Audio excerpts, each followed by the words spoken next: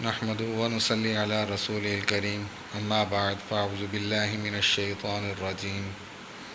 بسم اللہ الرحمن الرحیم۔ بات چل رہی تھی اسلام، ایمان اور احسان کے حوالے سے کہ آپ صلی اللہ علیہ وسلم کے پاس ایک شخص آیا جس نے سفید لباس پہنا ہوا تھا اور سیاہ بالوں والے تھے، اور یہ کہ حاضرین میں سے حضرت عمر بن خطاب رضی اللہ تعالی عنہ کی روایت میں یہ آتا ہے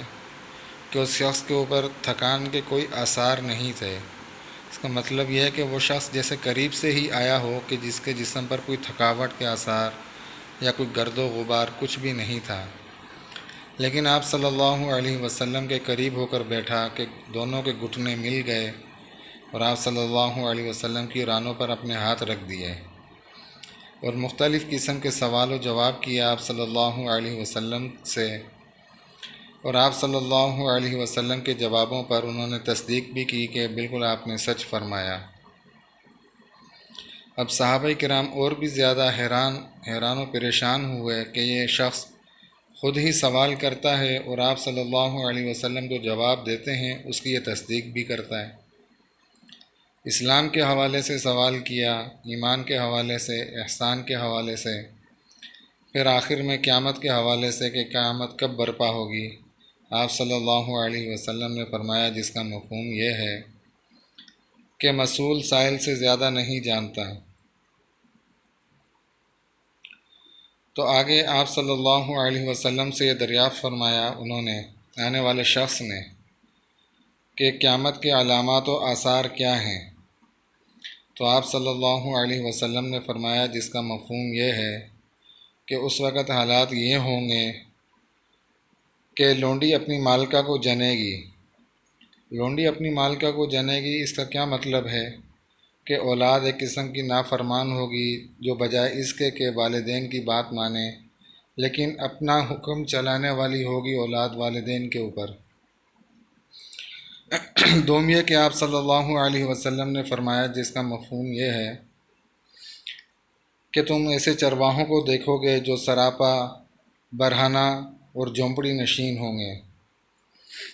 اور یہ کہ وہ اس فقر کے باوجود بھی اپنے گھروں میں جمع ہو کر باہم تفاخر کریں گے، ایک دوسرے پر فخر کریں گے،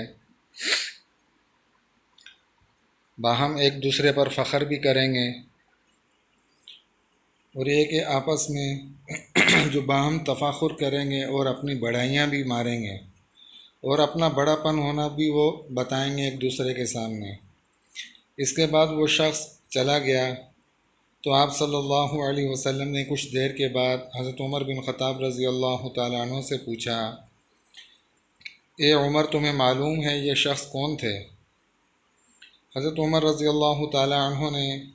جواب دیا کہ اللہ اور اس کے رسول صلی اللہ علیہ وسلم ہی زیادہ بہتر جانتے ہیں۔ تو آپ صلی اللہ علیہ وسلم نے بتلایا حضرت عمر رضی اللہ تعالیٰ عنہ کو کہ یہ شخص حضرت جبرائیل علیہ السلام تھے جو اس مکالمے کے ذریعے دین کی تعلیم دے رہے تھے۔ تو آپ صلی اللہ علیہ وسلم کے سامنے اس شخص کا آنا اور یہ کہ ایسی حالت کے اندر انسانی روح کے اندر کہ انسان جو وہاں حاضر مجلس تھے صحابہ کرام وہ بھی اس شخص کو دیکھیں اور اللہ تبارک و تعالیٰ کی ملائکہ کا دیدار کریں، اور یہ کہ اللہ تبارک و تعالیٰ کے ملائکہ جو ہیں وہ انسانی روپ میں آ کر کس طریقے سے دین کی تعلیم دیا کرتے تھے آپ صلی اللہ علیہ وسلم کے ذریعے صحابہ کرام کو۔ تو آپ صلی اللہ علیہ وسلم نے ان کے جانے کے بعد بتلا دیا کہ حضرت جبرائیل علیہ السلام تھے جو اس مکالمے کے ذریعے آپ لوگوں تک دین کی تعلیم پہنچا رہے تھے۔ تو اللہ تبارک و تعالیٰ نے دینی تعلیم کس طریقے سے آپ صلی اللہ علیہ وسلم کے ذریعے صحابہ کرام تک پہنچائی۔